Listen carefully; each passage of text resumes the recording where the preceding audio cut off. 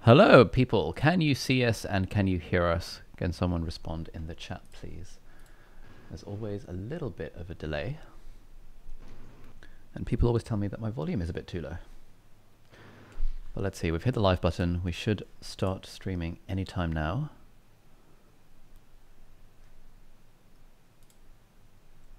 Oh, we are live. Hello, everyone. Welcome to this episode of The Deep Dive, featuring none other than Tiago Forte, who... So, Tiago, I'm gonna ask you to introduce yourself in a minute, but the way that I often introduce you is like how there are some people in the world who consider me a productivity guru and will watch my stuff and think that, you know, I'm super productive and stuff. But then I would say to those people that I consider you my productivity guru. So I wonder if you can kind of give an introduction to who are you and what do you do for the people watching this who might not know who you are. Yeah, I love that. Everyone has a teacher. Everyone has a teacher. Yeah, let's see. My name is Tiago Forte. I come from California, from LA, and now live in LA. And I just do all things productivity. I teach courses, both self-paced courses and live courses that are delivered via Zoom. I produce a lot of content, mostly writing, but also I have a podcast. I have a very, very tiny YouTube channel. And I just think that productivity is so much deeper than people realize. It's not just a few tips and, you know, little tips and hacks and tricks. It's like, it's creativity and it's intuition and it's doing your life's work and it's really shaping and understanding your emotions and your moods and your body and your environment. There's so many layers to it. I feel like each year, no matter how much I learn, it expands even further. And so I feel like I'm going to be doing this for the rest of my life. Oh, fantastic. Yeah, I feel similarly about productivity in that I think that it's actually a lot deeper than kind of the surface level getting things done kind of approach that people often think it is. Have you got a definition of productivity that you like? What's your mental model for productivity that you have in your head?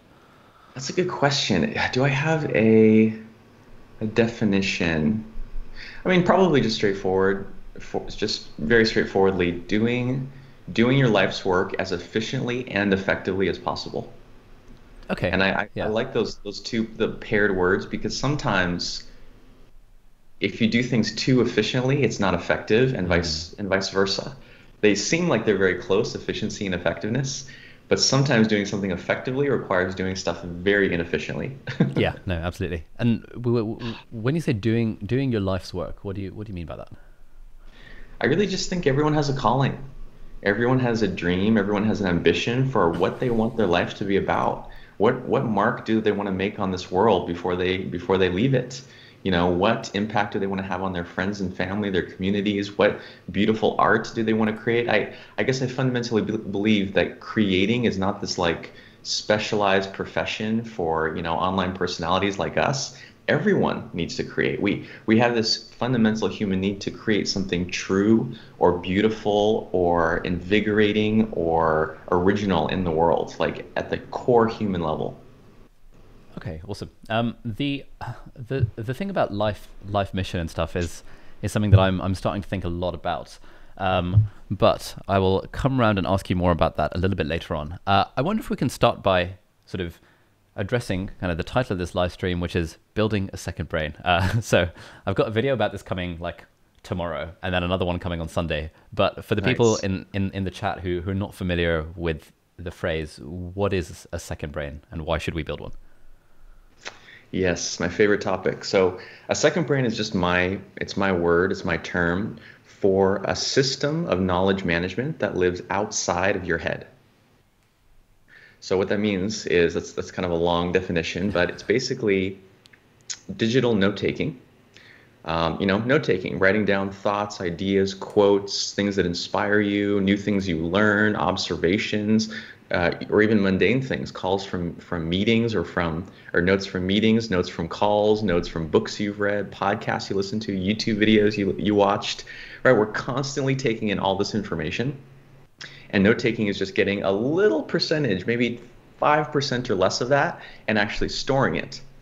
And you know, that's note-taking. That's been around for centuries. But with digital note-taking, now there's this whole other layer, which is you can save it all in a centralized place, organize it, tag it, sync it across all your different devices, search it, send it to all these different apps where it can take new forms like visual forms, drawings, videos, mind maps, all these different things. It's like suddenly we are, you used to need like a whole staff of specialists to do all these, to work in all these creative media.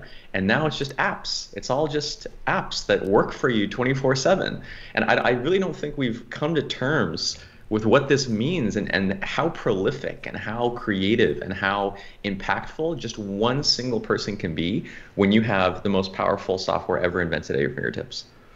Nice. That's a pretty solid, a pretty solid description of it. Like, I found that when I was when I was filming the video for it, I kind of really struggled to define what it actually is, just because it encompasses like so many things. And once you have this kind of second brain, this digital note-taking system that kind of takes all of your inputs and helps you convert it into kind of creative output, there's just so many things that you can do with it that it's like I start seeing connections in like everyday life, and I always kind of struggle to kind of succinctly package that up to explain people why they should do it. So I think, have you got a way of like, what's the point of building a second brain? Like, how do you kind of approach people who are wondering, like, sure, I can store stuff in Evernote, but like, what's the point?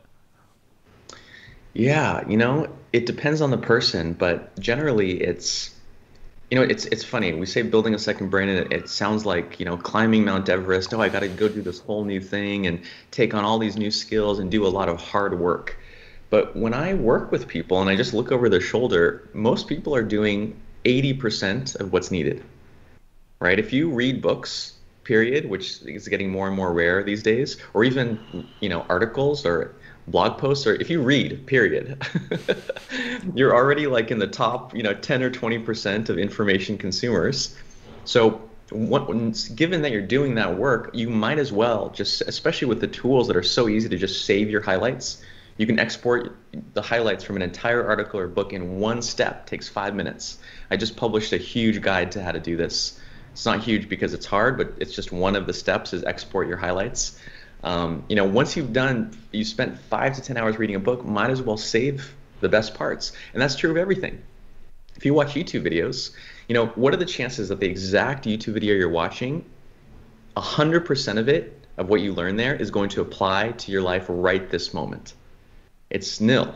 Right? Yeah. Maybe 5% will apply. The rest you have to preserve for the future. It might be useful in a week, in a month, in a year. Who knows? So what it's about, Ali? It's about creating a body of knowledge, creating like a treasure chest of wisdom, so that your learning isn't just for the moment, in one ear out the other, so that it lasts over the months and years. It's about learning things not just for the moment, but for goals you can't even imagine far into the future, and building up and enriching that knowledge.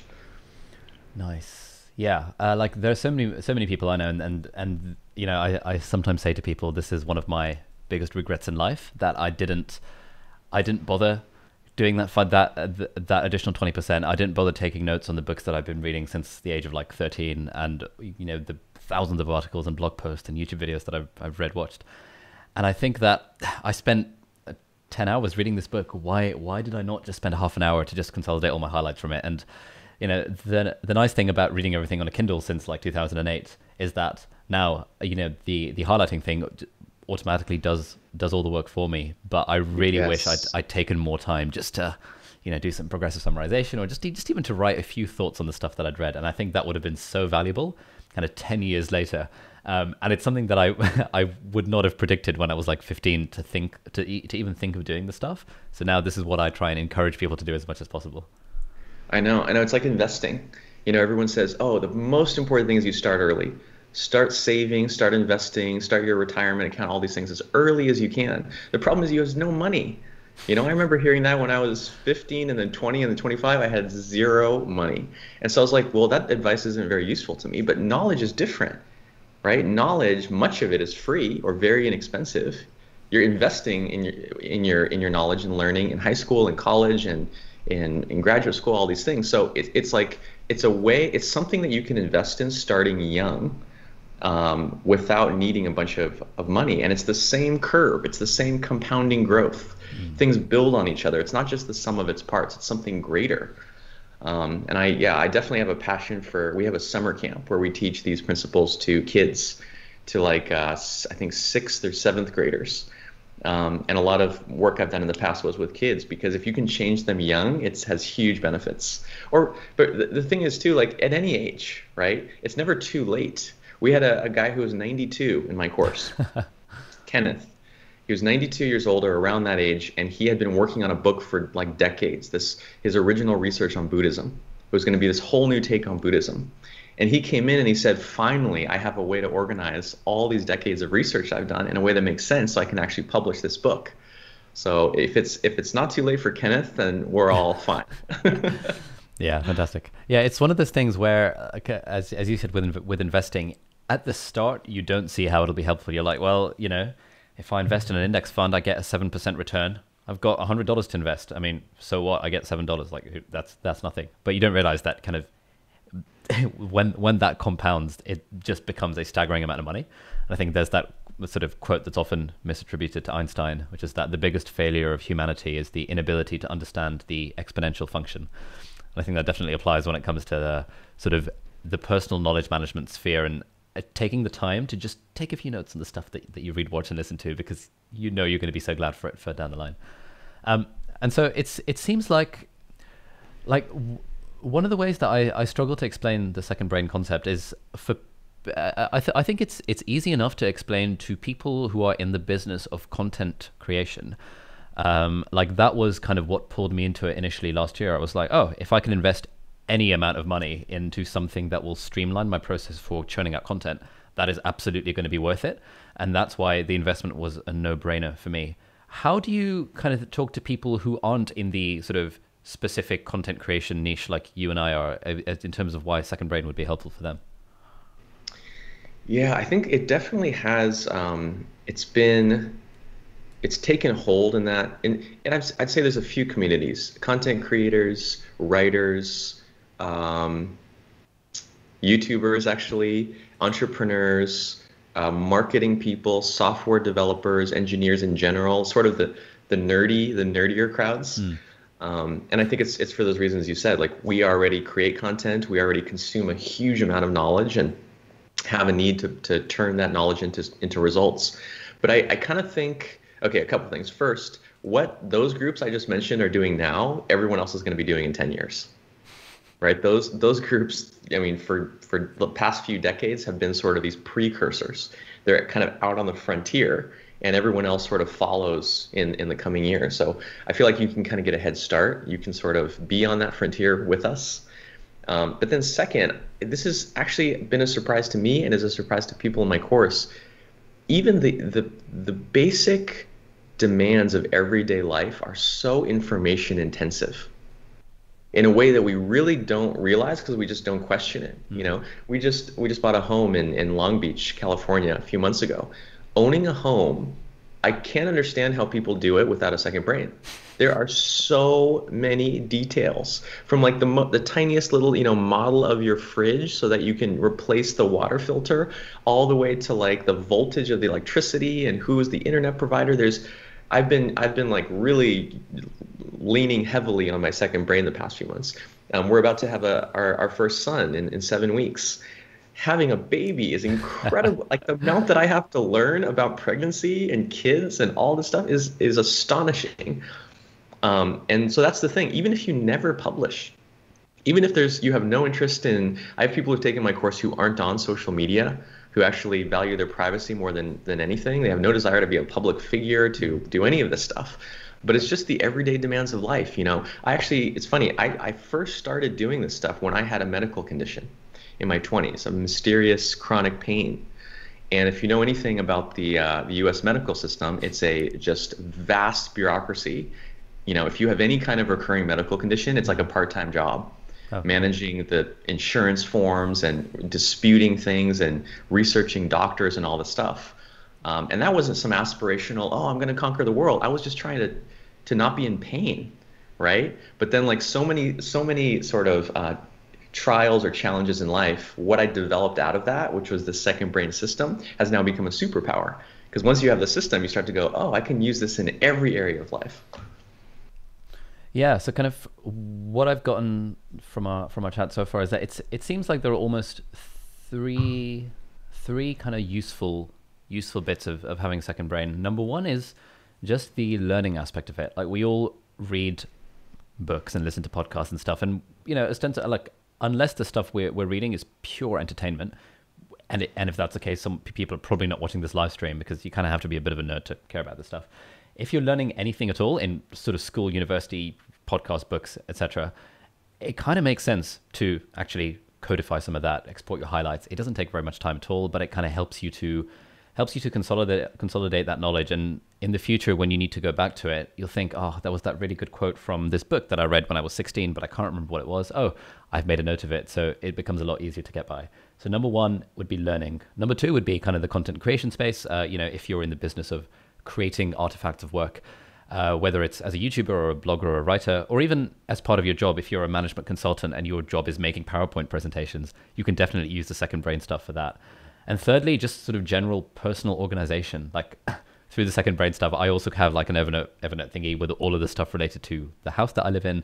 I wish my mum took some of those lessons away because everything is such a scatter at home that it kind of makes sense. So in that sense, like in my mind, the three benefits are kind of personal learning, creating stuff, and also just general organization. Does that sound about right to you?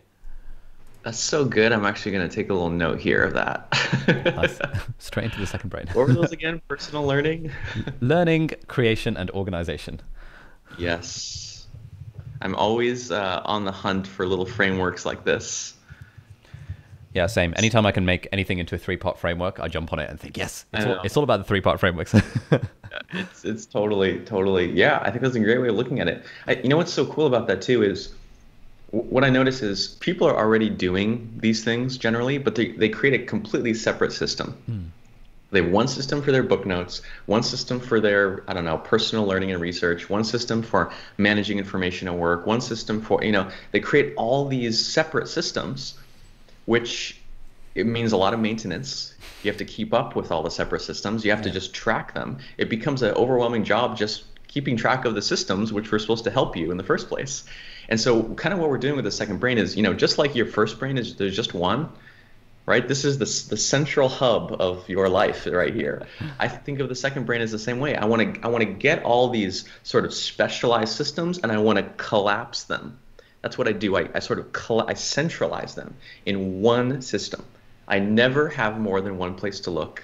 I never have more than one system happening. It's like the second brain. I like that term partially because it's like, it's the brain. You don't have tons of brains. You have one, maybe two.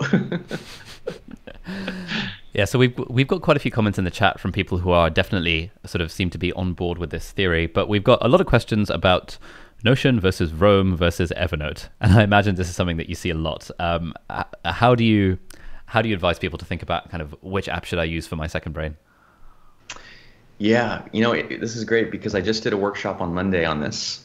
We're going to post the recording to the to my blog soon. But I actually didn't come up. I took notes on a tweet that I saw by Anne-Laure Lecomte. I think it's pronounced. Nest Labs. Nest Labs. Yes, I came across that as well. I thought this is a good system.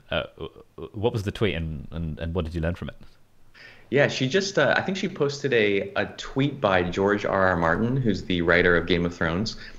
But then the important part was she distilled out of that quote, this three-part, it's hardly a framework, it's just three categories, which is that Evernote is for librarians. It's a very library-like system. You have these stacks and these sort of digital shelves and notebooks and stacks of notebooks. Every note exists in one place and only one place. And then Roam Research is for gardeners, right? For gardeners who just want to plant things and just watch them grow up and sort of intertwingle themselves and intertwine and connect. It's all about connectivity. It's all organic. It's all emergent. It's about pathways through the garden that you kind of discover, right? And then Notion is for architects, people who want a grand vision. They want this beautiful, aesthetically pleasing, highly designed thing that they're going to conceive of and then create on the Notion app. Yeah, I think that's such a great way of putting it. And when I saw that tweet, I was a little bit annoyed because I was like, damn, I should have come up with this analogy myself. And anytime I see an analogy like that, I think, oh, that's really clever. Kind of like when I saw our friend Dave Perel's idea of a serendipity vehicle. I was like, oh, that's such a good way of describing it. Damn, I wish I coined that term. Yeah, and so I've got a video coming out on Sunday called "The Perfect Note-Taking App" or something like that. That kind of talks about the things to look for in a note-taking app. And I was fully ready to film that and everything, and then I saw this article from Nest Labs. I was like, okay, I have to incorporate that into the video somehow. So I think that's another part of kind of the second brain thing, that when you see stuff that is relevant to projects that you're working on, you immediately can sort of absorb it and incorporate it, and in a way steal ideas from other people. But like that is essentially what creativity is. Oh yeah, that's really all it is. It's repurposing, borrowing, getting inspired by. Totally. Yeah. Yeah, I think what was so interesting about those three categories is, we've had almost 2,000 students take our course. So we have a really good set of data, and we collect from they have like an onboarding survey, like a initial survey, and then an exit survey. So we have all this good data.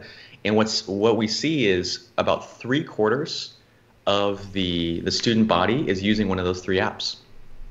And so I love that tweet because it helps me see why those three apps, Evernote, Roam, and Notion, have really far and away risen to the surface. And then the last quarter is like 25 different other apps, right? And it's funny, I don't really want to, when it comes to software, I don't want to innovate because I'm not a software developer, and I can't, if I don't like something about a piece of software, there's nothing I can do about it, right? So when it comes to software, I don't want to like have people go off on this crazy, goose chase. I want to just recommend the most conservative, middle of the road, safe option, right? So I love that there is now 3 leading contenders, and I can just say it's like chocolate, vanilla, and swirl. Just pick one of those.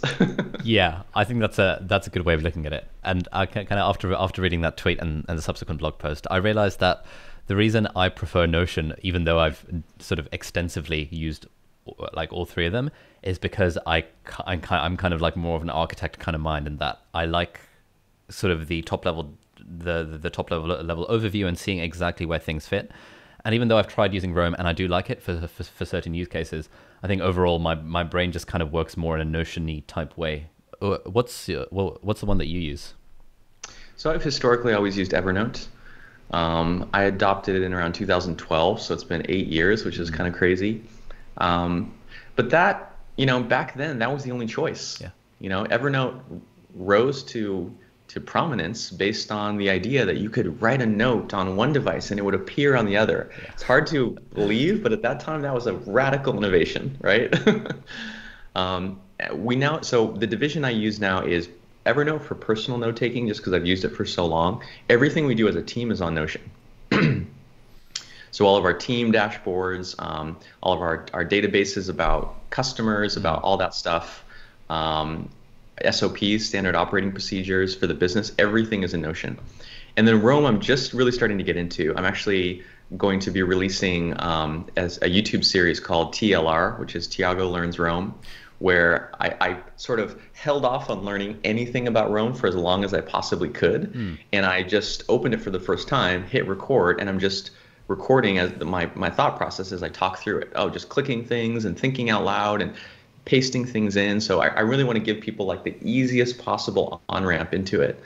And then I'll come out with other episodes down the line. Yeah, that makes sense. That's kind of similar to how I use the three, in that mostly with kind of team-based stuff. I mean, sort of exclusively for team-based stuff, I use Notion, but I've also found myself using Notion for a lot of personal note-taking, just because of the business that I'm in, of creating content. Pretty much any time I'm taking notes on stuff, it'll be stuff that's actually relevant to future projects, and so it makes sense to have all of that in Notion where the team can kind of do stuff with it.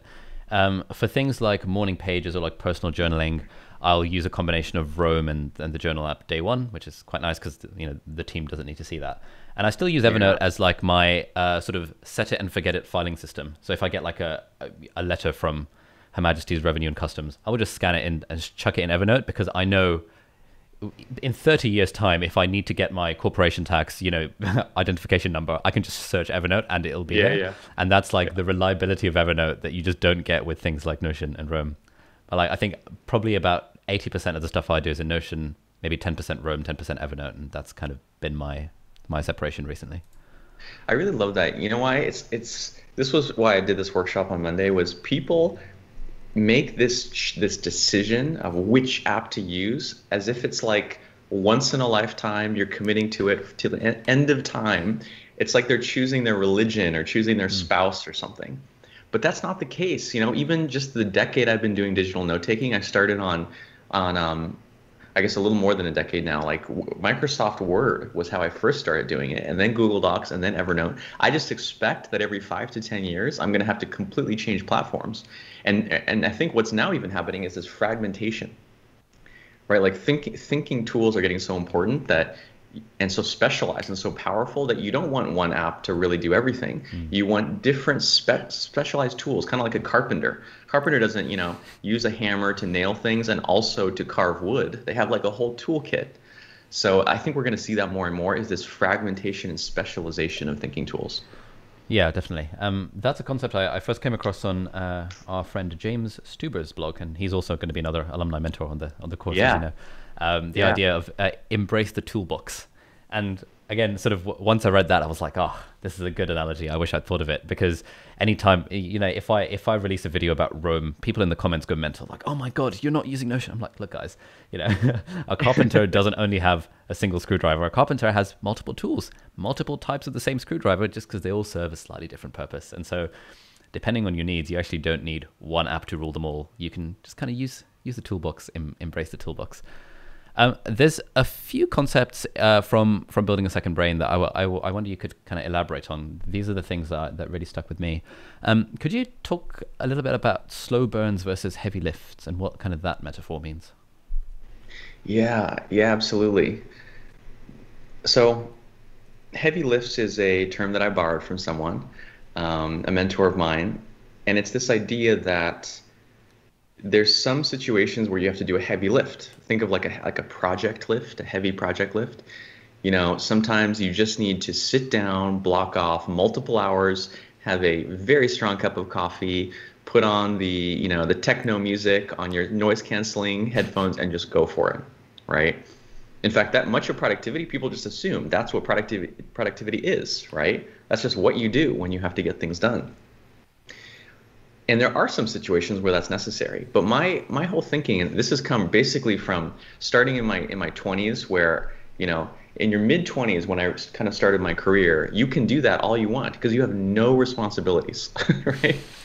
It's like I was single, I didn't have a pet, I didn't own any kind of home, I had, it's just like I could just do that all the time. But then as you get older, and I'm only 35, it's not that much older, but the difference between 25 and 35 is vast. Right? I can do maybe a quarter of the heavy lifts that I could do 10 years ago for various reasons. Part of it is having more commitments and responsibilities. Part of it is just, I don't really want to, it's kind of painful. I don't really want to do that kind of heavy lifting if I don't have to. And now with our son coming, I'm sure that's going to go even less, right?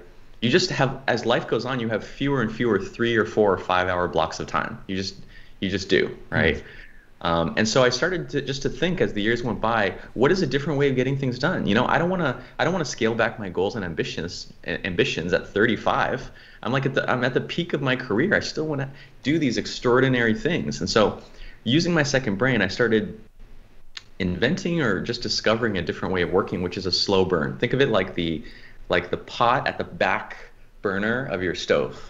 Right? Like you can cook something like really intensely, just go in there and chop it and all these things. But some of the best food is just stick a bunch of stuff in a pot, put it in the back, and let it just simmer for hours and hours and hours and hours, right? That's the analogy to slow burns is, and by the way, you can only do this with a second brain, right? This brain here can only do heavy lifts because you have to load everything up, and then within a matter of hours, it's all gonna fade away. With your second brain, you can just add, like you were saying, one little note this week, one little note the next week, a little bit at a time. And because software has perfect memory forever, right? You can add those little bits, and then only when you have a sort of a good collection of rich material, you go in there, maybe then do a heavy lift and put it all together.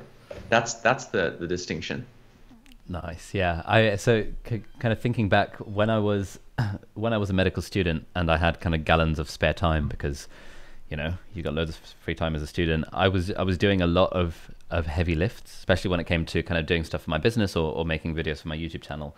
But then as soon as I became a doctor, which was around 2 years ago, and suddenly, between 40 and 60 hours a week, I just vanish because you have a full-time job and it's no longer optional going into the hospital.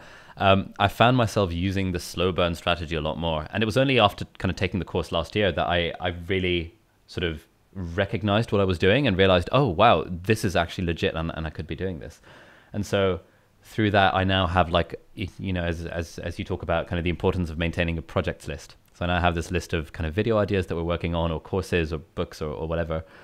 And it's just like over a period of kind of days, weeks, months, and actually even sometimes years, me and the team will just slowly add bits here and there to some of them to the point where we now have like 5 different like new online courses just that have been simmering in the background for the last 2 years. Nice. That now I've got some spare time, I can do the heavy lift and be like, all right, let's just film this one. And it just changes the game completely. And it's also meant that, for example, when I was working and I'd have like a spare half an hour or it would be a quiet shift, I would just open up Notion on like the crappy Windows computers that the NHS has. I'd be able to log into Notion and I would just kind of look through my video ideas list and just start kind of adding things to each one. Be like, oh yeah, I have an idea for that. Let's add that in. Oh, I read this tweet the other day. Let's add that in over there. I read an article. Let's add something in there. And over time, it's just like you just build up this essentially endless library of stuff through the slow burn tactic. Whereas I wouldn't necessarily have had the time to actually sit down and do a heavy lift because the full-time job takes up most of my time. Absolutely. And what's the effect of this like kind of different way of working on you, like on your how you feel, your stress levels, your schedule? Yeah, it's absolutely night and day. Because now, like, I think before my attitude towards making videos was, crap, we've got to get a video out next week. I have no idea what we're going to do. Let me think of something. I don't know if and it would all happen very frantically in one go, kind of working from a blank page. And that would be hard and stressful. Stressful is probably the wrong word, but hard and somewhat anxiety inducing. Whereas now it's like, great, we've got a video out next week. Should we pick anything from this list of 184 video ideas we've got on Notion? Yeah. Let's pick one of the ones that's reasonably fleshed out. Yeah, do 5 minutes of work tidying it up. There we go. I'm ready to film it. So it just completely streamlines the process. And people often ask me, how do you have time to do a YouTube channel while you're working and all this stuff? And a huge part of it is having sort of 100 different video ideas on the slow burn rather than thinking of it as a kind of one video at a time. Huge. I had a similar big shift. When I first started blogging, I would publish something every about 3 months, right? Because I would only work on one thing at a time. So I would publish my blog, one post. Oh, thank God it's over. Okay. And then only then start a whole new round of research and reading, right? Reading books and things. And then by the time that was done, it was 3 months later. You can't build a career or even a very, successful blog on that. So I started doing everything in parallel. And now I have, same as you. I have a Kanban board in Notion with all my blog post ideas. And each week, because I send my weekly newsletter out on Tuesday, I just go, well, what's done cooking? Let me just get it, take it the last 10% and send it out. Yeah, I like the cooking analogy. That's a good one. There's a system I've started using for keeping track of kind of stuff that I read, where sort of anything that I now kind of read, watch, and listen to is called Nibble. And so whether it's a book, podcast, audiobook, like whatever, it's called Nibble. And once I've taken notes on it and, whatever, put it into the second brain, it becomes digested. Nice. And I've been looking for ways to extend that metaphor because I think it's cute. The cooking and the slow burn and having a pot of stew simmering in the corner. I think that's kind of the next piece of my analogy there. It's cooking is the best analogy for this stuff. I keep discovering new things. Even the idea, which is super counterintuitive, that ideas are perishable, right? So like when you come up with an insight, this might seem to be the opposite of what I was just saying, like saving and storing things over the years, but it's Yeah. really not. How often on this call have you said, "Oh, I wish I thought of that. I wish Yeah. I came up with that term." There's ideas emerge in society broadly. It's usually not one person that has a new idea. Like you go back through history, calculus was invented almost simultaneously. I think was it the smallpox vaccine or one of the vaccines was developed on opposite sides of the world simultaneously. There's ideas that want to emerge, and they find the people who will help them emerge. But what that means is if you have an insight, like let's say in your industry, let's say you're in I don't know, market research. If you have that insight, you've got to get it out into the world relatively quickly, right? This is why I'm constantly pushing people with the second brain stuff to put things into action, to publish their work, to create things, because that window will pass and someone else will have the idea, and then you'll go, oh, but I had that in my notes, or I thought of that years ago. Yeah, there are so many discoveries and insights in medicine as well, where sort of different people have started to converge on the same idea just completely independently, just because, as you said, the idea wants to emerge. The research has gotten to the point where it now takes a very small leap to get there. And so if you're not kind of on the ball with putting your idea out there, then, 2 months later, you'll find that some team in Germany has been doing the same thing and they've already published a paper about it. So there's like a big thing in medical research to try and be the first to market with a new idea, because at that point, in a sense, it's almost a winner takes all market. Like, the first mover advantage is pretty huge because of all the patenting and all that stuff. Yeah. What's the deal? So there's another phrase that you talk about, I think, a few times, which is containers versus streams. What does that mean? This is kind of one of the more philosophical points, but it's that we come from a world of containers, sort of the industrial 20th century world. Everything was a box that you drew around something and then you put things in the box, right? So think of things like life stages. Oh, all your learning happens between the ages of 6 and 22 or 24 or 26, and then you're done learning and now you're working. And then your working is done at 65 or whatever, and now you just hang out. That's exploded. Those boxes don't exist anymore. Even things like a degree. You learn this stuff. We're going to put a box around it. Here's your piece of paper. You did that, right? Jobs, right? Your job description used to mean something. These days, I talk to people, and most people, what they actually do day to day looks nothing like their job description, right? Even industries, like you used to just, as a company, stay in your industry. Oh, you were in law, you were in banking, whatever it was. Now, banks are becoming technology companies. Technology companies are becoming clothing companies. Clothing companies are becoming media companies. All of these boundaries and walls are breaking down. And what they're breaking down into is streams. Everything's a stream now. Right? The obvious examples are like social media, the feed, right? The endless feed of things, YouTube, Twitter, Facebook, Snapchat, TikTok, whatever it is.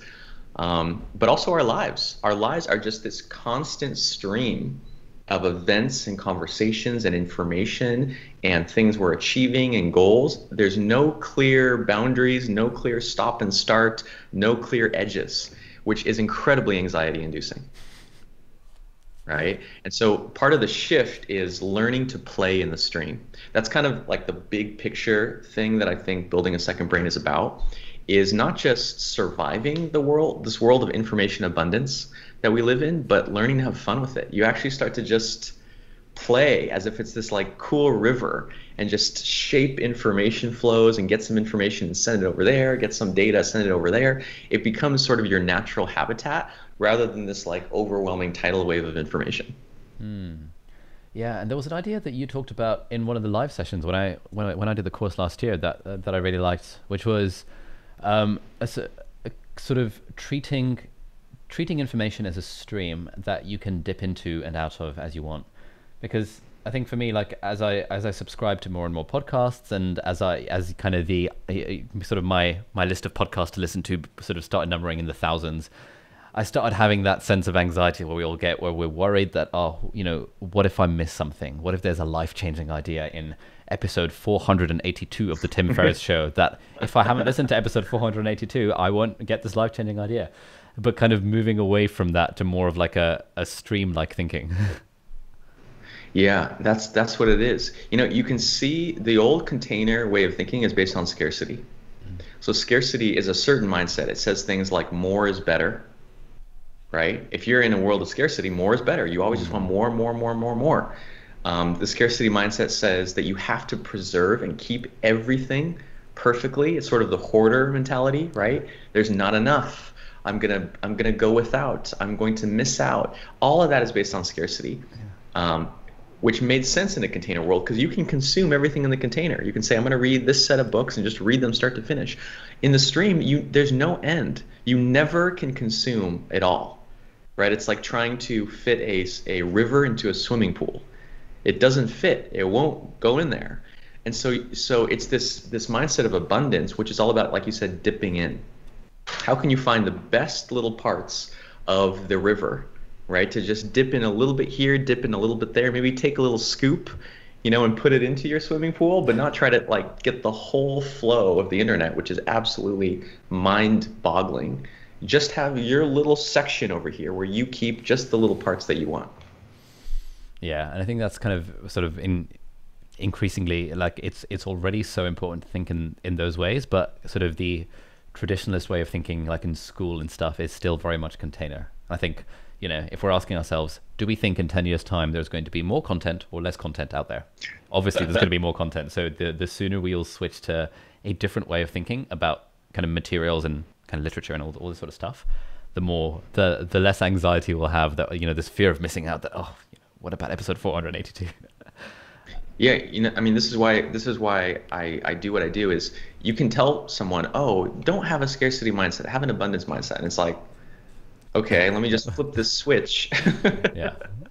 Right? It's the key thing I believe is that there's a piece of infrastructure, there's a tool that you need to make that switch. No one can convince you to move from containers to streams, from scarcity to abundance. Something's got to change in the real world, and that's what a second brain is. It's this thing that makes information abundance manageable, that actually is like a piece of hardware that you can lean on, that you can capture things from all that abundance. I don't know how people can really, maybe with a lot of meditation and spiritual growth or something, you could make the mindset shift. For me, it's required a specific, very powerful piece of software or collection of software, which is the second brain. Yeah, I know what you mean. Like, and there's a school of thought amongst kind of the productivity nerd community that actually the apps don't matter at all. What matters is what you do with them. And that's sort of one end of the spectrum. But I think there is, and kind of the opposite end of the spectrum is kind of the shiny new toy syndrome, thinking that the app will solve all your problems. But I think there's a happy middle ground where you recognize that actually, if you have the right kind of app, it actually encourages you to think in a certain type of way. So if you're using Roam, it encourages you to think in a sort of bidirectional link kind of fashion. If you use the Kanban boards on Notion or you use Trello, you start thinking in terms of, an idea, it starts off as an idea and then it becomes a draft and then I'm editing and then you start thinking in terms of those sorts of streams. And I think it's really hard to arrive at those ways of thinking without also having a tool that helps you out along the way. So I'm kind of more in the middle of the spectrum when it comes to how important the apps are. Me too. We're in the gray zone. Apps are not all important and they are not absolutely inconsequential. There is a middle, it's a small middle ground, but we're there. Nice.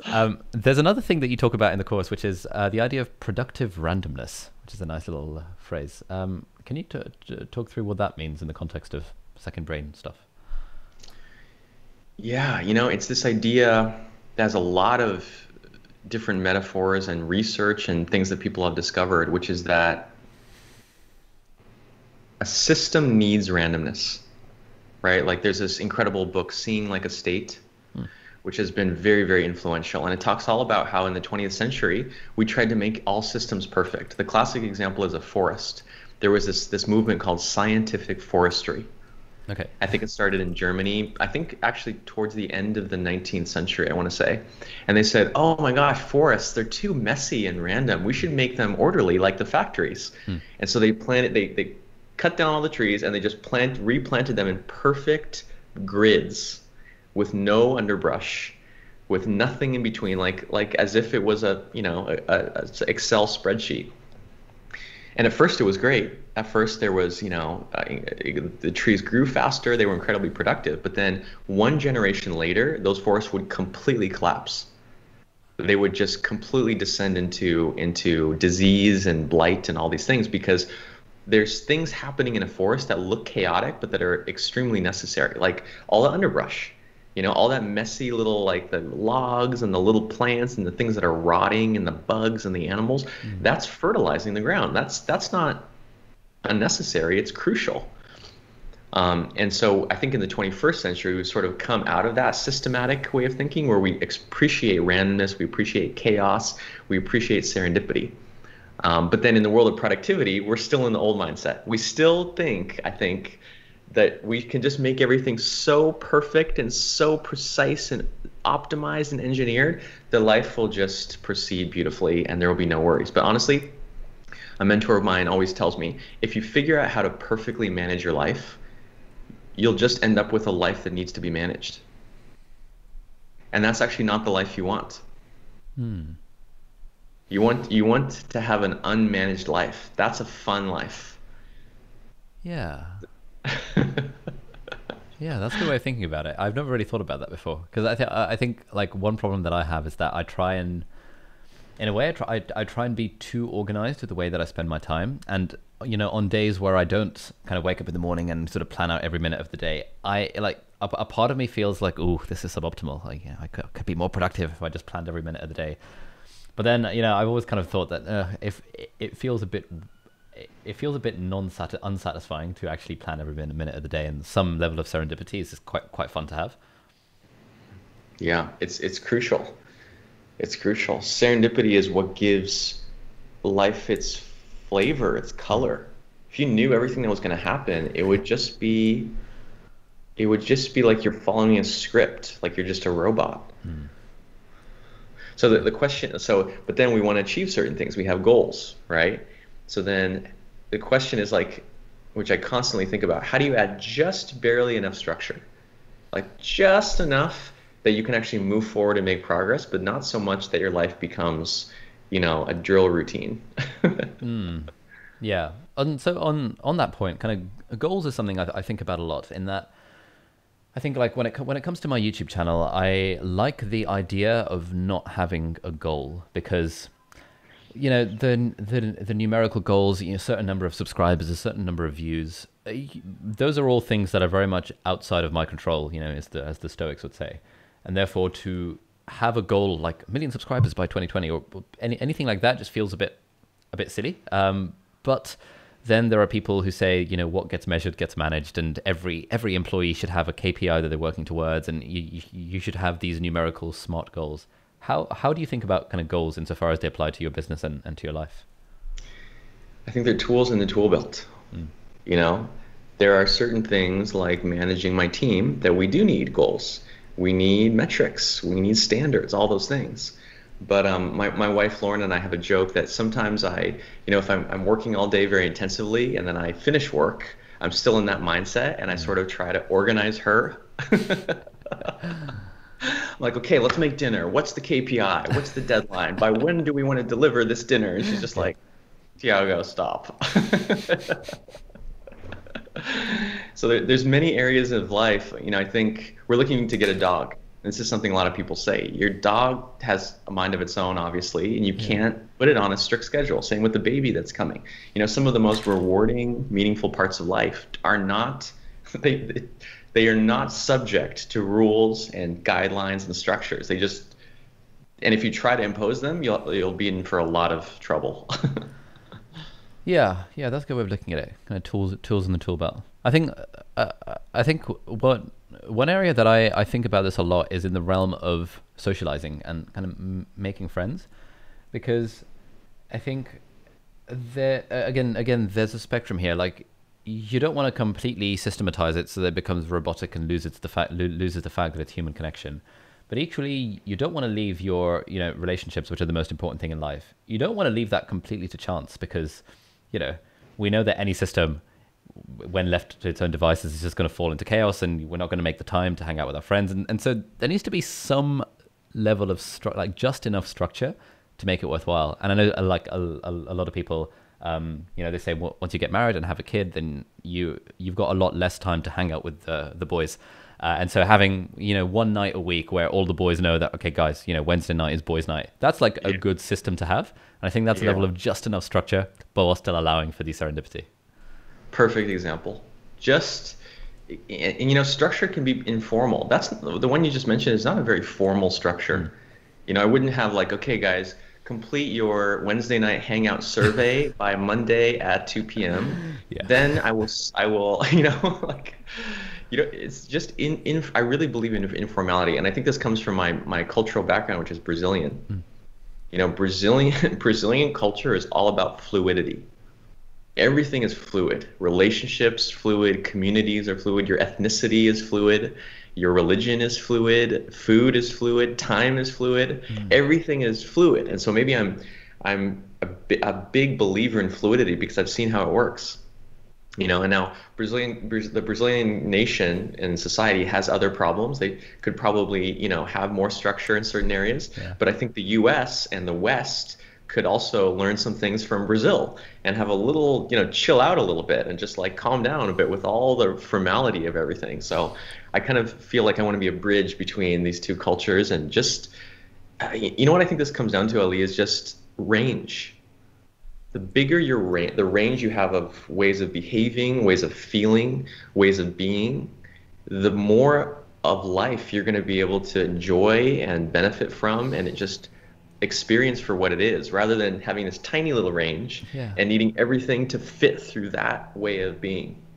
Yeah, absolutely. And then as you were saying, like in some circumstances you actually want to be very sort of rigorous with your KPIs and your goals, but in other circumstances you want to be completely fluid, and in other circumstances you want to sort of have a middle ground. And so I guess it's kind of on this journey of personal growth that we're all on, it's about trying to sort of appreciate all the different sides of it, so we can pick the right mindset, the right mode of thinking for the particular thing that we're working on. Exactly. And it's funny, in my course, it seems like I give contradictory advice because, it's a live course. We talk just like this on Zoom. And so I can give them different advice depending on the situation. So someone will come up on the call and I can tell they're more on the unstructured side. So I'll tell them, okay, read this book, create these goals, have your project list, identify your notebooks, all these things. And then the next person comes up and they're way too rigid and formal. And I'll say, okay, forget your project list, just put your goals away for a couple months, try these practices, forget that habit, forget that routine. It's like, I'm not trying to have a one size fits all prescription that everyone does. That would be crazy. It's just about exploring the part of that spectrum, the part of that range that you're less comfortable with. That's where breakthroughs come from, when you realize there is a different way of operating in the world than what you're used to. Whatever side of the spectrum you're moving towards that you're not familiar with, it's a powerful experience. Yeah, man, the spectrum. So kind of final question on this was specifically about the course. So we've got a lot of people in the chat who have kind of clicked on the link and they've looked at the price tag and their mouths have dropped.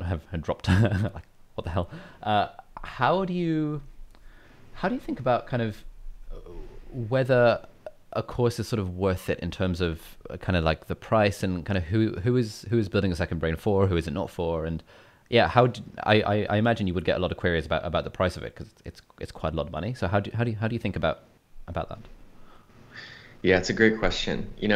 I've sold courses at every price point, from $0, giving it away, all the way to corporate trainings where we go out to a company headquarters or to an office and charge $25,000 or $30,000. So it's really the full range of kind of results that I've seen. And with the lower price points, I really wish it wasn't the case. For several years, my courses were like $29, $49, $99. What I would see just in the data, I mean, I have the analytics of how people are doing, how much they're completing, and then in the exit survey where they tell me the results they've gotten, there's such a clear correlation between how much they pay and how much they invest in general, even their time, the time it takes, and their results. It's like a clear correlation line, right? At the sub $100 price points, it's pretty unlikely that someone is even going to finish, in my experience. Not just because I think the money investment is part of it, but it's also the fact that when you have an inexpensive course, I can't support you. Mm. You know, if I charge someone $29, I can't get on a Zoom call with them or a phone call with them. Even answering an email is difficult with so many students. So it's kind of like, as an instructor, I'm not able to add the value that I want to add. I'm not able to do the stuff that is the most valuable, which is the guidance and the recommendations and the coaching and the feedback. Like content is completely a commodity, right? There's no like secret piece of content, some secret idea that you're going to get in the course and just be like, whoa, my life has changed. All of the change comes in the interaction. It comes in the social community aspect. Mm. And so really at one point I made a decision to build a company, not just have a few courses on the side that I do, you know, and don't update, but to make it a real company, which means I hired an entire team. You know, there's a teaching staff of 30 people that teach this course. It's not just wow. me sitting behind my computer. There's 30 people that you're learning from. There's between 10 and 25 calls with me, depending on which tier you purchase. And then there's, if you can believe this, 100 alumni mentor workshops.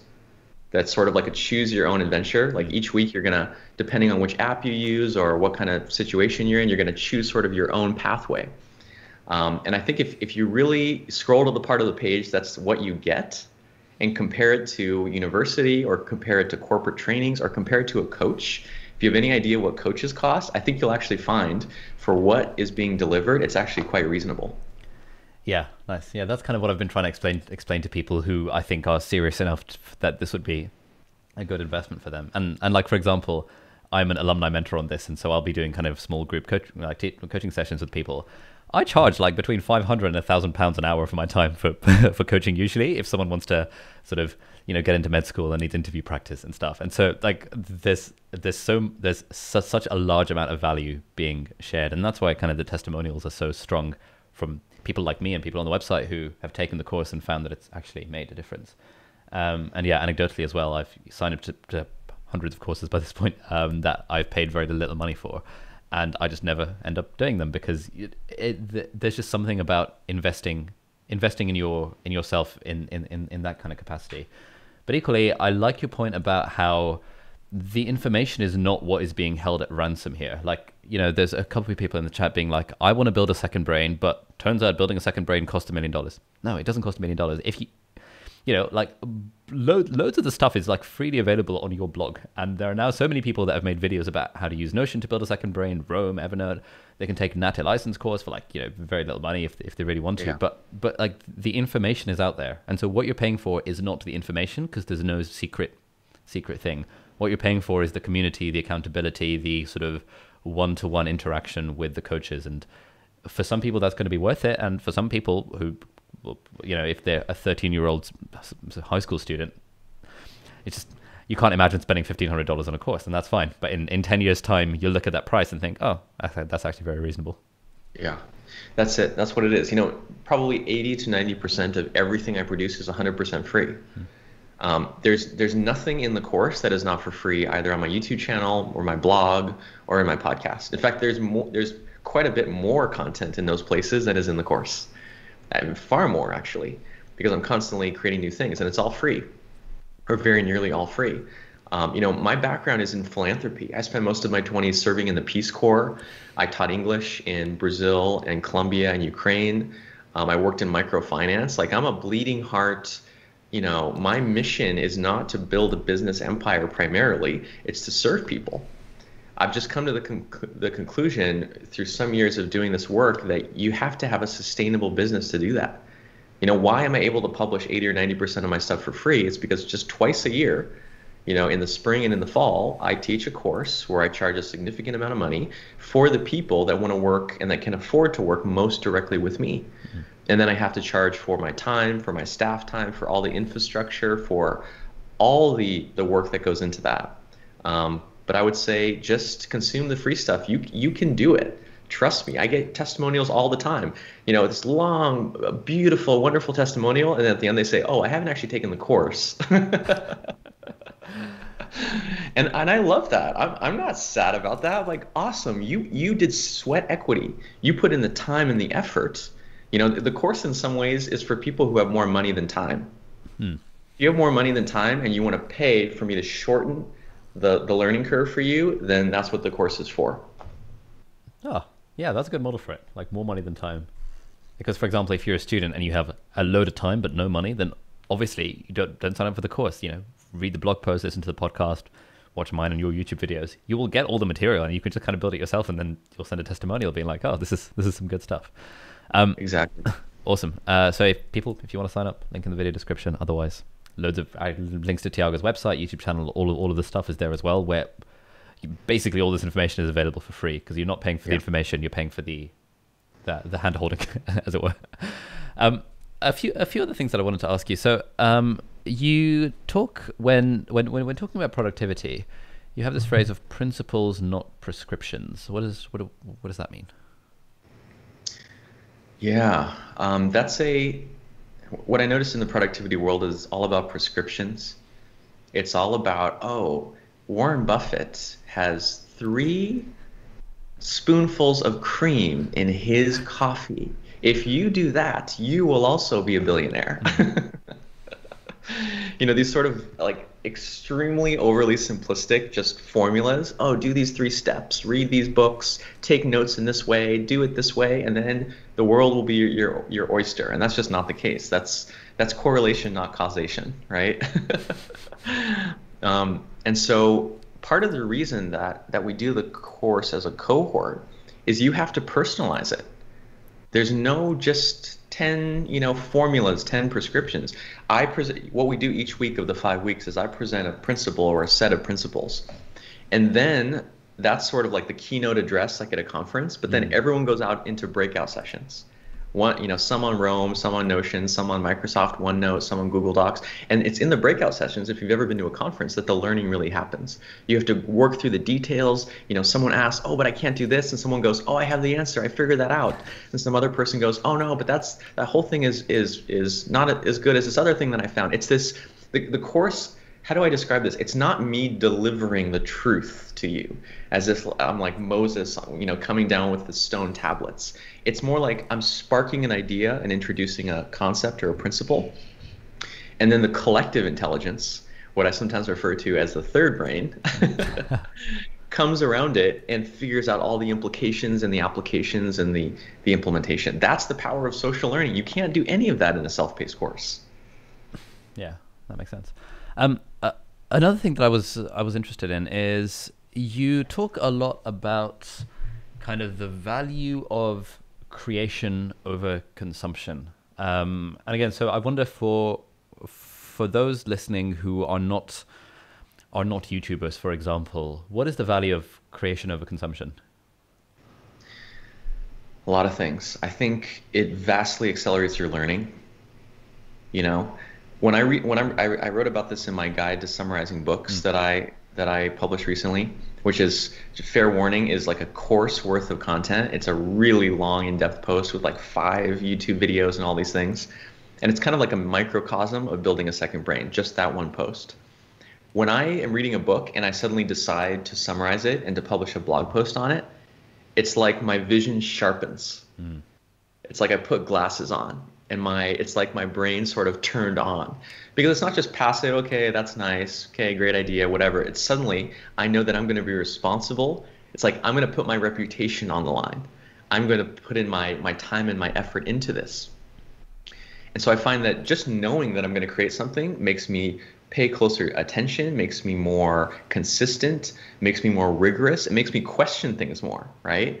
If the book makes a claim, I'm not going to go make that claim in public unless I've found the source and really made sure that it's true.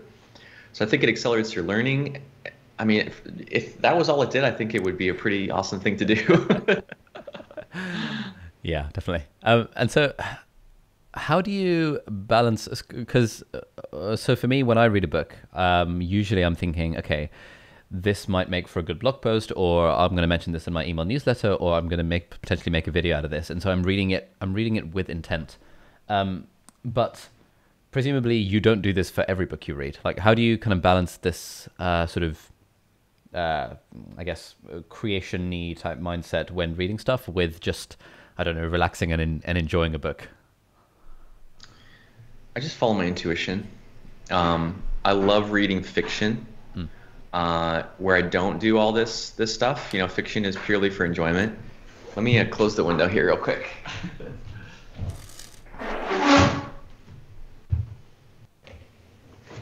I like watching TV. I like watching movies where I'm not. I might reach over and if there's a really inspiring quote, write something down. But for the most part, it's funny. I think I'd like to do this one day. If you followed me around with a camera, 99% of my life wouldn't look any different. Like it's 100% very boring and standard. But it's kind of like I'm spending as much time as anyone else on their computers, on their phone, but I'm not doing quite the same thing. Right? I am on social media, but not quite as much. A little bit of my time, some of my time is spent not just consuming, oh, that's nice, scroll, but just saving, export, copy, paste, import into my notes app. And that's that extra 10%, 5% that we've been talking about. It's not 100% different. You're going to completely change your entire lifestyle.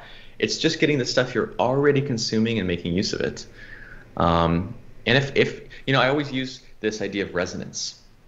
People always want to know, what should you take notes on? If you try to make that an analytical decision, like a 15-part framework, a flow chart, okay, yes, no, should I take notes? That is incredibly taxing. You don't want to use your mental energy on making those decisions analytically. Instead, just make them intuitively. If something resonates with you, if it moves you, I love that word, it moves. There's a physical component, an emotional component.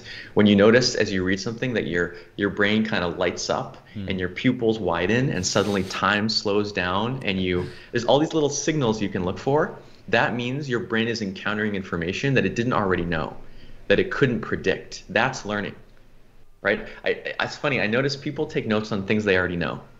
They read a book and they go, oh, I know that. Yep, I agree. Don't take notes on things you agree with because you already know it. Take notes on the things that are surprising, counterintuitive, bizarre, weird, nonsensical, that kind of stuff. Nice. What sort of fiction are you into? I love historical fiction and science fiction. Oh, any recommendations? Because I have not read much historical or science fiction. I'm more into fantasy myself recently, but I'm in the market for some recommendations. Oh boy. Okay. Let's do historical fiction first. Yep. This was my first true love. There's an author called James Michener. Have you heard of him? No, I haven't. That's Michener. Okay. I think he's passed away, but Michener, my single favorite book of all time is one of his called The Source. Okay. I've read it maybe 6 or 7 times. And what he does is he writes historical fiction. So what historical fiction is it's partly based on facts. It's largely based on facts. He has a whole team of like 5 or 10 people that go and they research, all the stuff about one place in history and one place in the world. So like the Source is on Palestine. Oh wow. Okay. They actually went and did all this research on the history of Palestine going all the way back to prehistoric times. And then he tells fictional stories that are not, you can't say they're factual, but they're as close to factual as we can get them, right? And it combines like factual accuracy and research, which I love. I love learning about the customs and the traditions and what happened in that time and place. What were the wars? What were the political leaders? But then you also get the imagination and the drama and the fun of the fictional story. It's like really the best of like both sides of your brain, right? Okay. And so this book, The Source, it's about a tell. A tell is like a mound. It's like a mound of dirt where many generations of cities have been built, right? So it starts in modern day, in like the 20th century, and there's a team of archaeologists, and they start digging, like straight down. And each layer that they uncover, they're finding like one little, like a statue of like a fertility goddess. He stops the story and he goes back in time to like 1000 BC and tells the story of how that artifact got there. Okay. So it's like a timeline through history, all centered on this one location of this one place in Palestine, and it's just the most amazing, beautiful story ever. Oh, okay. Because like at the moment it's not like a history book. It's like an actual novel that you're sort of engrossed in the Yes, story, but it just so happens to also be historically factually as accurate as we can make it. exactly. Which really helps it stick. Yeah. You know, the ones that I read of him are on the one on Palestine. There's one on Poland, randomly. There's one on Alaska. There's one on Mexico. There's one on South Africa. There's one on Afghanistan. You know, these sort of places you've heard of, but really don't know much about. And it's like, because I learned about these places in the form of a story, I can tell you really weird details about each of those places just because of the story that I remember. Oh, amazing. Okay, so James Michener, the source. Are there any kind of like long series that you like in the historical fiction, or is it mostly sort of individual books here and there? You know, I haven't actually written or read that many historical fiction authors. Another one is Ken Follett. Okay. He's done some historical fiction. What's the guy? There's another one called The Pillars of the Earth. Oh, I've heard very good things about that. Yeah, That I can't was remember on the my author's name. to-read list. Is that also Ken Follett? I don't think so. Yeah, I don't know. I just heard a friend recommend it. Apparently, it's amazing. Okay. Yeah. Yeah. Science fiction, on the other hand, I have this. In fact, one of my first, actually, I think my first sort of, wasn't viral, but sort of semi-viral, like actually went somewhere Yeah. post, was when I finished reading 100 sci-fi books. Oh, you read 100 sci-fi books. Wow. Okay. Yeah, it took me about 15 years. Yeah. But I wrote a post called "What I Learned About the Future from Reading 100 Science Fiction Books," Okay. which is still to this day one of my most popular posts. And I have the link to the list of 100. And in the list, I have my favorites bolded and my very, very most favorites, I think, highlighted. Oh, perfect. So if someone could find that and put it in the chat, that would be fun. Yeah, definitely. But I'll check that out. that I think sci-fi wise, the only series I've read is Ender's Game series, yeah, that was great. which was very good. But yeah, I haven't really explored the genre very much at all. Off the top of your head, like, is there a series that everyone should read in the genre? I mean, my favorite of all time is a book called Hyperion. Okay. That's like Hyper ION, which is sort of like the just epicness and just incredible storytelling of say Lord of the Rings, but in space. Excellent. Oh, and someone has very kindly put your list in the chat. Oh, nice. Science Yeah, it fiction needs to be books, updated, but that's really my full recommendations. A few others are, let's see here, all of, oh my gosh, I'm just blanking. The Foundation series, Isaac Asimov. Yeah. He's kind of the OG, writing in the 40s, 50s, 60s, but that series inspired Star Wars. If you want to know where many of the ideas from Star Wars came from, it's from the Foundation series. What else here? Gosh, it's been, after hitting, this is a funny thing about goals. Yeah. Sometimes when you hit a goal, you're exhausted by that activity. I think once I hit 100, I was so tired of sci-fi that I think I've only read a handful of sci-fi books since then. And I haven't even looked at that list in a long time. Maybe people can put in the chat some of the ones that are my most recommended. I don't know. Yeah, so we've got Foundation, we've got Ender's Game, we've got The Forever War by Joe Oh, Haldeman. yes. So good. The Hitchhiker's Guide to the Galaxy. Oh, Dune by Yes. Frank Herbert. I've heard very good things about that. Oh my gosh, Dune is life-changing. Dune is one of the most incredible stories I've ever read. Oh man, there's so many on this list. Altered Carbon. I've heard good things about that. The Golden Globe. Contact. Sick. All right. I've been sort of super into the fantasy genre since like 2017 when I first discovered the Mistborn series by Brandon Sanderson, and kind of since then I've just like on Audible I always have a fantasy series I'm listening to, and then on Kindle I always have a series that I'm reading. I think I've clocked in over like a month non-stop of listening time on Audible over the last 3 years, which is Wow. quite a big chunk of my life. But it's just so good. Just I know. can't put these There's books down. so much good stuff out there. Okay, changing gears a little bit. You teach a thing called design thinking. I've vaguely come across that term a few times before, and I saw that you did some stuff about Toyota, but I don't know anything about design thinking. What does that mean? Yeah, design thinking was this kind of methodology and philosophy that came out of the Stanford Design School, and then it was really championed by an innovation design agency called IDEO, which it's like the most well-known, most influential agency in San Francisco, in Silicon Valley. And they popularized it, and then it just kind of went around the world. Like it started going into corporate trainings, there's conferences, there's courses, there's coaching. It's kind of like the lean startup, one of these sort of methodologies that just got super popular. Okay. And I taught workshops. The first workshops that I taught, I didn't have any of my own content or material, but I wanted to learn how to teach. And so I just got the design thinking materials, which they post online for free and say anyone can use them, by the way. I would just get their materials and I started teaching these, charged $30 for a workshop in San Francisco.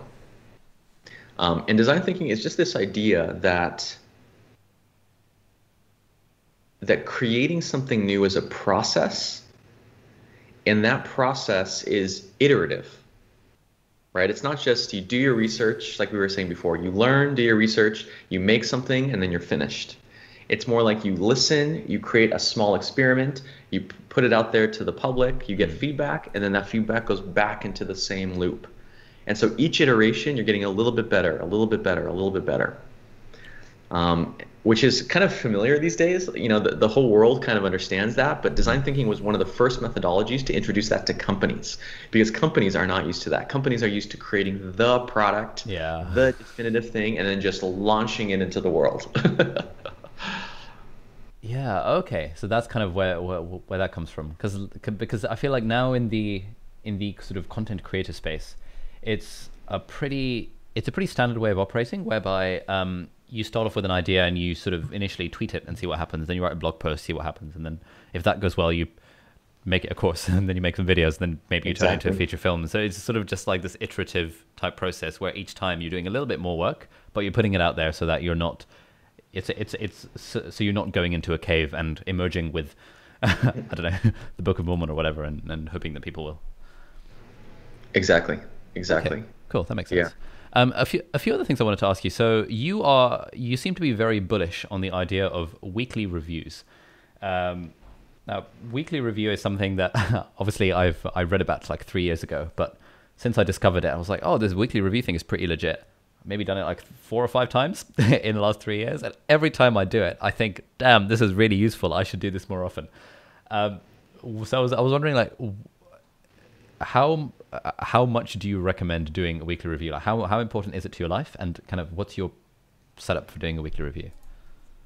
Yeah, I really got this from GTD, from Getting Things Done, which is sort of that was my productivity education. David Allen is my teacher. He's the one that I've been most influenced by. And he was the first advocate of weekly reviews. He really introduced that concept. And I took it, my first online course is called Get Stuff Done Like a Boss. It's $99. That's kind of my entry level stuff. And it teaches how to do all this. But I have a different take on it, which is, and very different from what you would expect, I think, when you hear weekly review. It shouldn't be rigid. It shouldn't be this exact, precise checklist that you do every time the same way. It's fluidity. Again, you have to customize it and personalize it. So I do have a checklist, but it's kind of like, how would you describe it? It's not that you have to do each thing perfectly in the same order each time. It's more like a list of possibilities. Okay. Right? It's a list. It's a 5-part list. And again, I have a complete guide to doing a weekly review, which again is a massive 5-part post. You can go check that out on my blog. But it's more just like, it's like reminders. Okay. Once a week, it's really useful just to look at it quickly and just be like, okay, is any of these needed? If not, forget it. If it is, it gives you that sense of security in the background that nothing is falling through the cracks. Okay, that makes sense. Yeah, because I think like one of the issues that I had when I was sort of getting into the weekly review stuff is I think I found your blog post that had like a checklist in it, and I obviously read Getting Things Done. And by the time I would empty my Evernote inbox and clear out my email inbox, 40 minutes would have passed, and I think, you know what, I can't be bothered to do all of the rest of it and reflect and sort of sort the projects list out, and I would just get really bored of it. So now what I do is I just kind of write down, and I actually do this on Roam because the daily note thing makes it easy to do. I just kind of write down the list of dates from the last week and just to see if there are any open loops that need closing, and if there are any things that I need to turn into like a to-do list or a project or something like that. And just even just taking 20 minutes to do that, I always think, damn, this is really helpful. I should do this more often. Yeah, it's a similar thing. What I would tell people is don't do anything new. Get all the things that you do anyway just to maintain your life and maintain your systems, like exactly what you already do in some sense, and just put them on one list.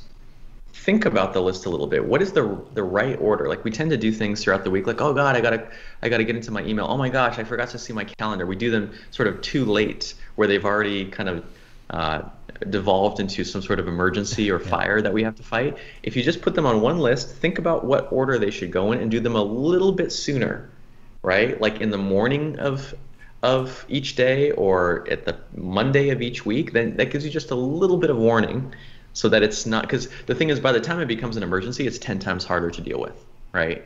By the time you've gotten to the thing that you didn't know was coming, it's kind of too late. You need a little bit of lead time. Okay, so have you got any advice on how people can? Well, I guess what we're saying is that if someone wants to get started with doing a weekly review, just kind of make this list, like figure out what are the things that you're doing throughout the week, and then just see if you need to think about any of them before they become problems.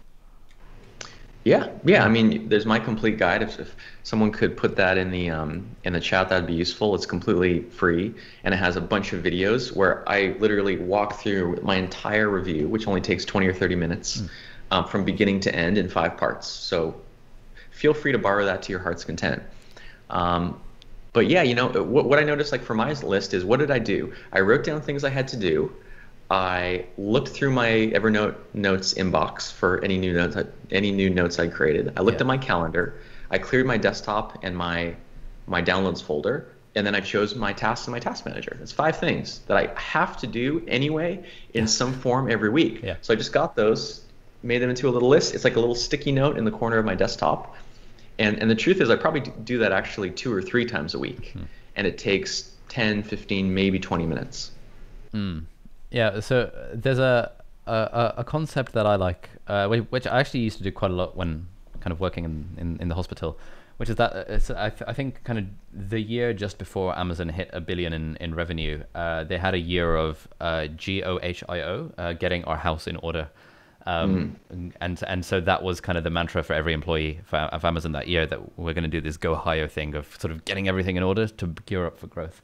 And so I find that, for example, if I've had a super busy day at work and I've got like this scrolling to-do list of all like my patients and all the things that need to be done, I will just spend 5 minutes to transfer it onto a new piece of paper and just write down the bits that are important, and then I'll throw the old one away. And just that, taking those 5 minutes to get my house in order, just makes my life so much better because now it's not this whole list with like scrolling out everywhere that I'm looking at. It's an updated projects list where I know I only have 4 things to do rather than 84 things that are on my previous list.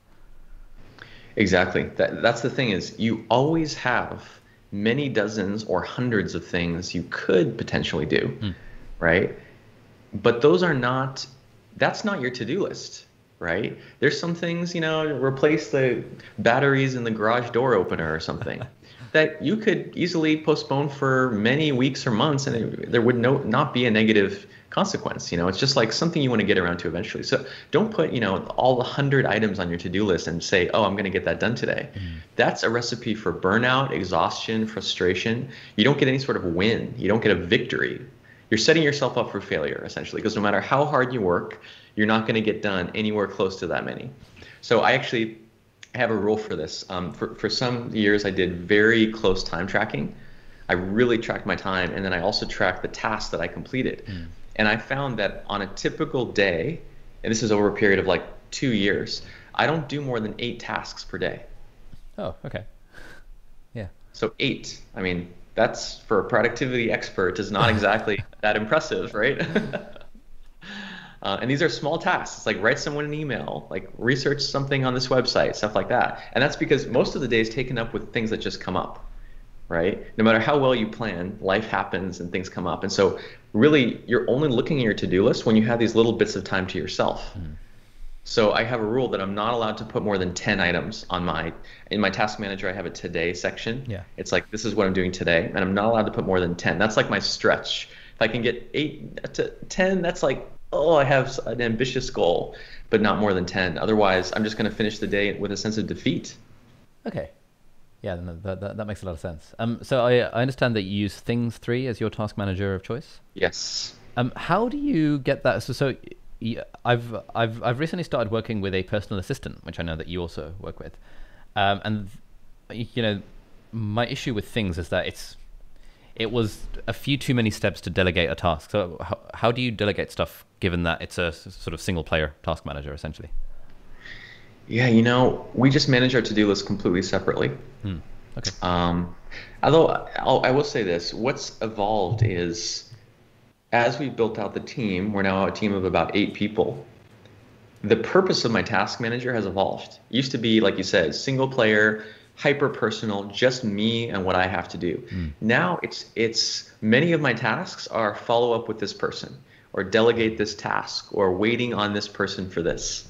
I've even started putting in the beginning of the task the person's name or waiting for the person's name and then colon and then what I'm waiting for. Oh, because I love Things 3. I think it's the most brilliant piece of productivity software ever invented because it's limited. I like it that it's limited. It doesn't do everything in the universe.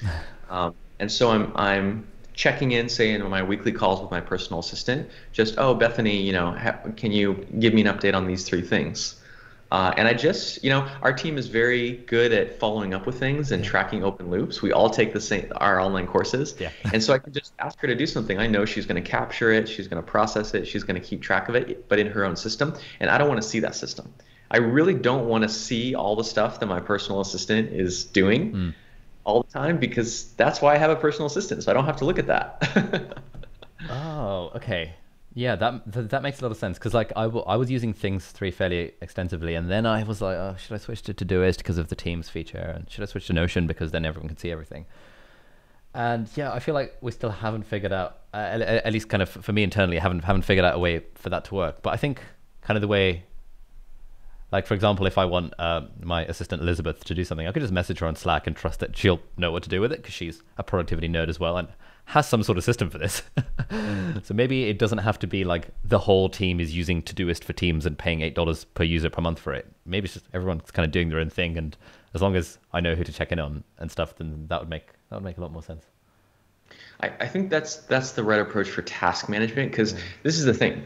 Tasks are the thing that change the fastest, right? Like on a daily basis, there might be dozens of changes, new tasks, completed tasks, updated tasks. So, we use Notion for our team stuff too, but not for tasks because Notion has significant friction compared to things on my phone. There's no way I'm going to go into Notion each time I complete a task, right? Yeah. And so this is where the differentiation between actionable information and reference information is so valuable. Okay. Actionable information is temporary, it's transient, it's constantly changing, and therefore I think should be managed on the personal level. Whereas reference information is for the long term, it's more stable, it's useful to multiple people. So that should be managed in a slightly more structured tool like Notion. I really differentiate between those things. Ah, interesting. Okay, and so for you, so at the start of the day, do you kind of just look through your things and see what are the how do you decide what goes in? How do you decide what to Command T to put for today, essentially? I have tags. So part of my processing of the new open loops in my inbox is I only have 2 priorities, high and medium. Okay. Because I found I had a low priority, but nothing that's low priority ever gets done. It's never going to get done, yeah. You might as well not even write it down. Yeah. So everything is high or medium. Those are the only 2 allowed. Yeah.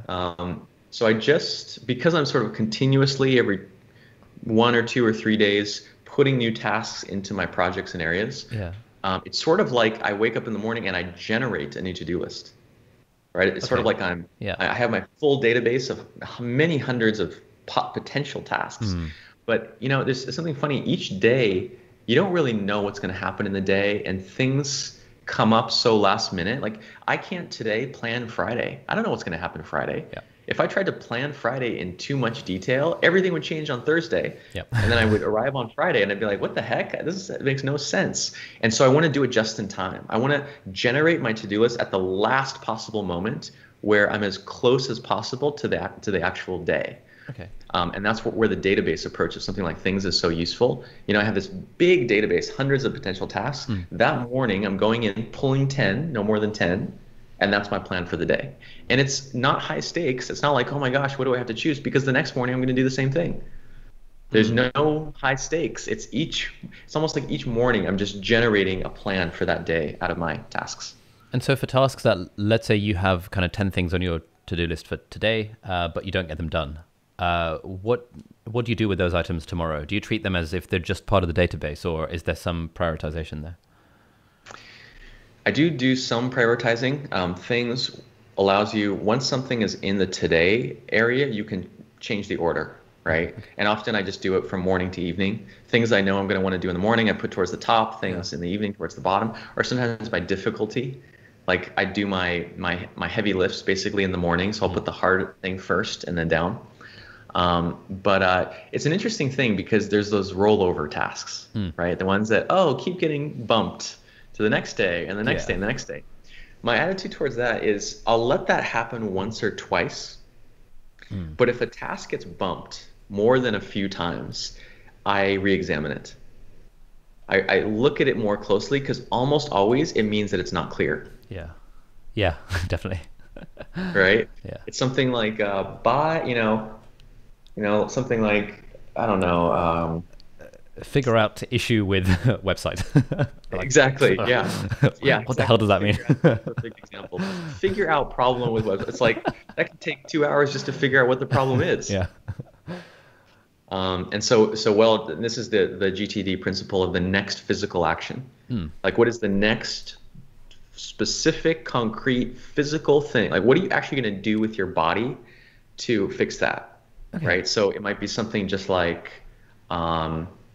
reproduce the issue, which you can do in probably 5 minutes. Just see what the issue is, and then that task is finished, and then you create the new task, which might be whatever the next step is. Okay. And so for your project, like, let's say you were going to create a new project of write a book, or rather write a blog post. Would you, like, when you've created that project, would you create the 5 different subtasks for it, or would you only create the task for the next step, which is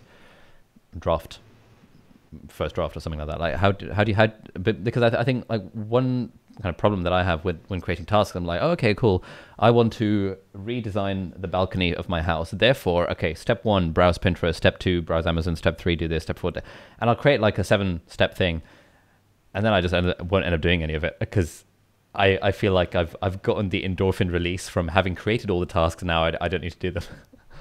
Yeah. Yeah, totally. So my policy on this would be generally just the next task, just the next thing. That's really all you need to know, with one exception, which is if it's on your mind.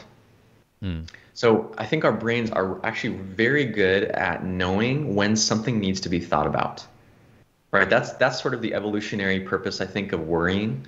Why do we worry? Like, why didn't evolution cut that out at some point? Because it's stressful. It has an impact on you. It creates anxiety. It creates stress, all these things. I think the purpose is it's basically your brain saying, this needs some attention. Okay. And that's why it keeps coming up. Yeah. The subconscious part of your brain will not let you forget it until something is done about that. In that case, if it's on your mind, then definitely write it down and capture it as an open loop. But more than that, I don't think is necessary. Okay. Awesome. That makes a lot of sense. Okay. Final thing that I wanted to kind of touch on is you talk a little bit about meditation. What does your practice look like? I'm considering getting into myself. I've started reading Waking Up by Sam Harris, but I'm curious as to how you approach the whole meditation thing. Yeah, meditation has been absolutely fundamental to my life. I'm naturally prone to being neurotic and OCD and worrying and getting sucked into very negative stories and narratives. Okay. I discovered meditation through this book called Mindfulness, and it has a subtitle. Maybe someone could find it. It has a picture of like a ball of yarn on the cover Okay. and then like a piece of string coming out of it. I can't remember the subtitle or the authors. And it was, you know what it was? It was an approach to meditation that was completely free of the woo part. It wasn't there just it was like reading a user manual for your mind. You know, you don't have to believe anything. You don't have to believe these doctrines, these theology. It's just this is how your mind works. And the book actually, each chapter presents an experiment. Try this experiment, see what the result is. Try this, different meditation related experiments. And over a period of a week or two, I saw such a dramatic difference. Just 2 weeks, dramatic difference in my sleep, in my worrying, in my stress, in my relationships, in my creativity, that I just thought, oh my gosh, this is remarkable. I have to get into it. Okay. And then I kind of went down the rabbit hole. Another huge influence was probably the most influential book on me of the past 10 years, which is called The Untethered Soul. Okay. It's by Michael Singer. Absolutely profound. It kind of goes one layer deeper, where it's still sort of a user manual for your mind, but it's like the big picture of what mindfulness is, why we meditate, what we're actually doing and becoming as we meditate. It's really, really cool. And then the third thing I did was go on a Vipassana meditation retreat. Oh, A how was couple of that? them, actually. Oh my gosh. Vipassana was sort of my entry point to the whole personal growth arena. Okay. It was the first thing I did. This was, back when I had zero money, which was important because they're free. You know, as long as you can take 10 days off of whatever you do, you can go on a Vipassana retreat, and they have them all over the world. Oh, you can? Oh, sick. I've got 10 days off. I'm Googling this now. Amazing. So, yeah, what was your experience in the Vipassana retreat? Oh, it was just, the first blog post I ever wrote was about my experience. If you go on my blog and just go Yeah. back, all the way to like 2015, Yeah. it's called Oh, 10 days of I remember. Vipassana. 10 Days of Vipassana. That's my story. Nice. It was just, it was so profound. I explored parts of my mind and parts of my psyche and my, you could say, soul that I didn't even know existed. I just discovered, that's the only way I can describe it, is I discovered depths, which is amazing, because the whole retreat is just silent meditation the entire time. It's about 9 days of 10 hours a day of silent meditation. Oh, that sounds hard. Yeah. We don't have the time to really get into it, but it was Yeah. just, it was like pulling back the curtain on who I am as a human being in a way that I had never done. And I don't think I've ever been the same since. Highly recommended. Oh, wow. Okay. Yeah. We've got a few people in the chat saying that, yeah, Vipassana retreats changed their life, etc., etc. Amazing. Okay, I'll definitely check this out, especially because, yeah, I really want to get into the meditation thing, because I know that there is something to it and like the spirituality stuff, but I just haven't explored any of it at all. So would you suggest like going on like a 10-day retreat is a good starting point, or are there more sort of in hindsight, do you think it's easier to start with like Headspace or Calm or something? Yeah, those are nice little kind of appetizers. Yeah. I think that's how many people discover it. But that's the thing with meditation. The results come so fast. Yeah. It's not that you have to meditate for years and eventually one day. I think if you try for a week meditating 10 minutes a day with one of those apps, if you don't have some really significant benefits, I would be shocked. Oh, wow. Really shocked. Okay. All right. I will definitely try that then. I started doing yoga as of yesterday, because I'm doing like a 30-day yoga Cool. experiment, because I've heard good things about Nice. that. And I mean, I haven't yet unlocked transcendental planes of being or anything like that, but it's kind of nice stretching out a bit in the morning. And I've been told, just once you give it some time and you get better at it, then you start thinking more about, then you can appreciate the spiritual side of it more, where at the moment it's like, am I doing this right? Why is my back hurting? All of those thought processes. Yeah, I don't even think I'm really into the transcendental spiritual part that much myself. Yeah. I understand it kind of in terms of like our biology, our emotions, our physiology, our subconscious mind. If there are these sort of metaphysical planes, maybe I just haven't gotten there yet, but It doesn't have to be this mysterious thing. It's super practical. Do you want to react less when you get angry? Do you want to worry and sort of cycle through negative thoughts less? Do you want to be more determined and more focused? Do you who would not want these things? Meditation is the best. Like, if I could have someone either meditate regularly or take every productivity course and do every tip in the world, I would definitely choose meditation. To me, Oh, it's okay. at a far more fundamental layer. Okay, fantastic.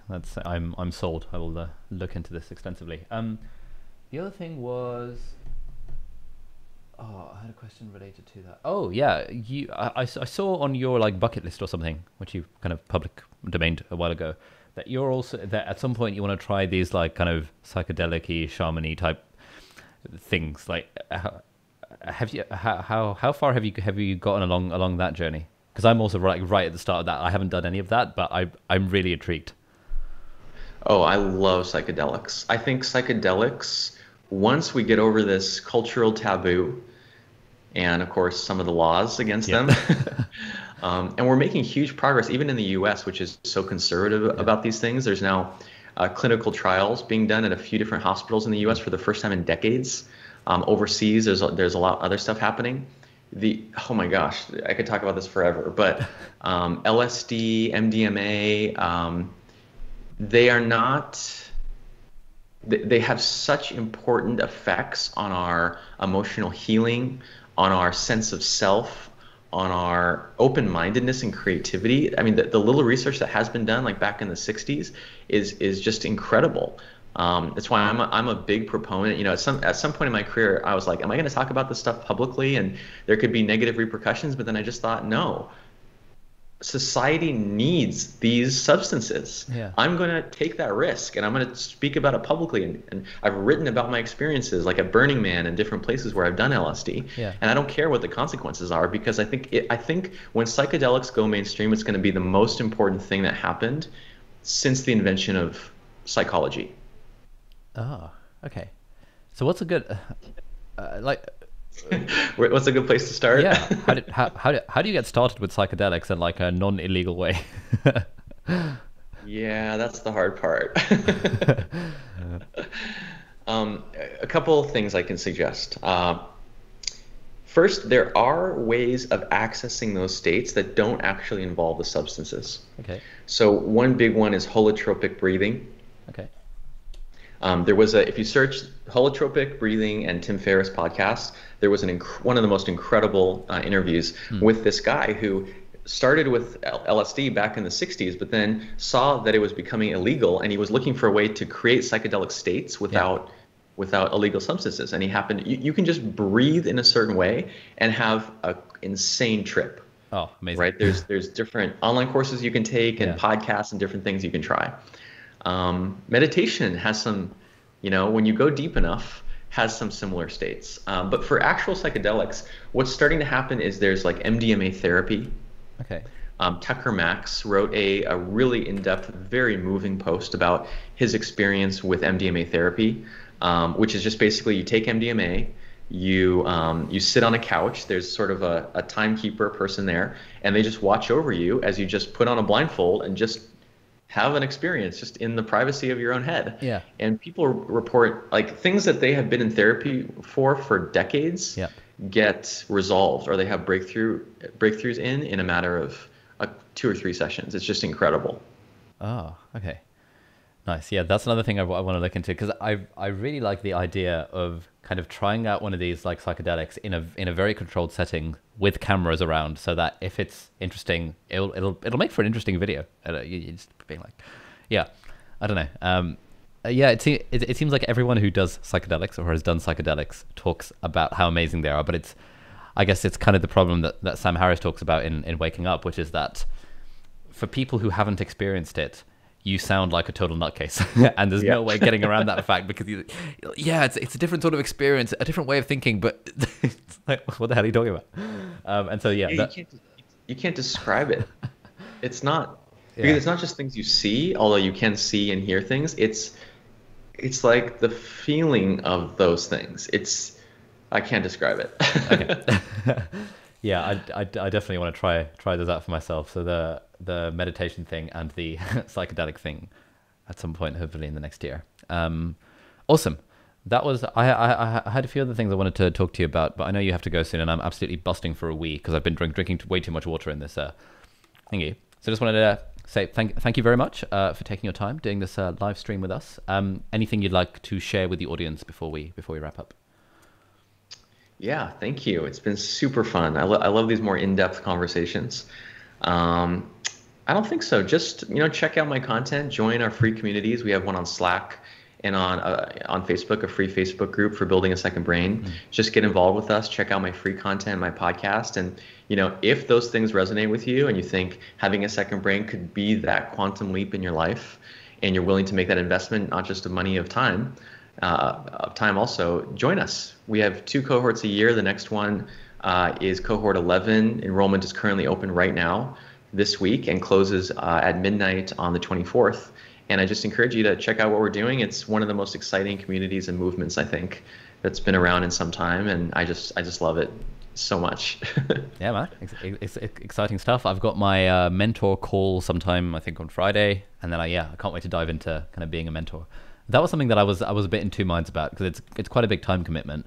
But I was thinking that, it seems to be like one of, like, I can't imagine a better use of my time than talking to other cool people who are also nerds about this sort of stuff. And even if and even for me personally, if I make a 2% breakthrough in my process for second braining, it just pays for itself a million times over with like all the content. So it's just like a total no-brainer. So thank you for having me on as a mentor. Yeah, absolutely. Oh my gosh, thank you so much for being willing to do that. You've supercharged the mentor group, because everyone's excited to work with you and nice. Be alongside you. And our team too is like, Ali Abdaal is a mentor? Oh my gosh, this is so cool. Yeah, man. I can't wait to dive in. It should be fun. Anyway, thank you so much for coming on, and I will catch up with you on the call at some point. Okay. See you, Ali. Thank you so much. Bye, guys. Thanks for tuning in, and we will see you later.